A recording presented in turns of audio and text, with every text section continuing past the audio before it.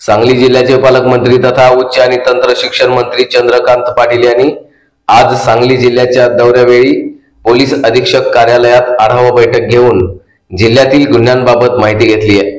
दरम्यान सांगली जिल्ह्यात ड्रग्ज बाबतीत विशेष लक्ष घालून जिल्हा अंमली पदार्थ मुक्त करण्याबाबत पोलिसांनी कोणाचीही गय न करता त्यांच्यावर कडक कायदेशीर कारवाई करण्यासंदर्भात सूचना दिल्या।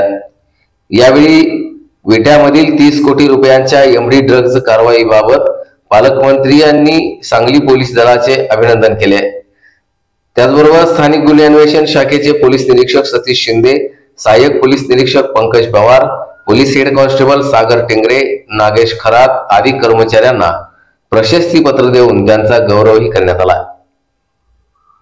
सांगली जिल्ह्याचा पालकमंत्री म्हणून कायदा सुव्यवस्था विषयामध्ये अधिक लक्ष घालताना ड्रग्ज या विषयावर मी खूप कॉन्सन्ट्रेट करणार आहे आणि आश्चर्यकारकरित्या आनंद वाटावा असा पोलीस डिपार्टमेंटचा यातला परफॉर्मन्स खूप चांगला आहे।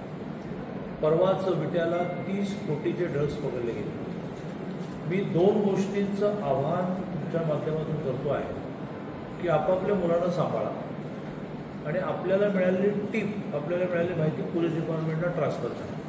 आपल्याला काय करायचं आहे असं म्हणून हे जे काही संकट आहे ते तुमच्या दारात येऊन जमलेलं आहे आणि त्यामुळे तुमचं नाव लोकांना माहिती होणार नाही, गुप्तता बाळगू, पण टिप्स मिळाल्याशिवाय, माहिती मिळाल्याशिवाय हे अशक्य आहे। आम्ही एक प्रबोधनाचा सुद्धा एक मोठा विचार करतो।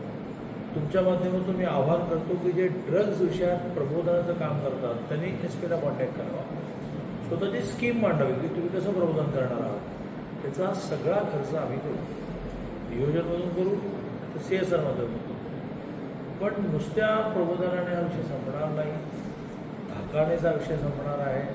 त्यामुळे पोलीस डिपार्टमेंटने या विषयामध्ये कुठलीही घाईघाई करू नये असं त्यांना मी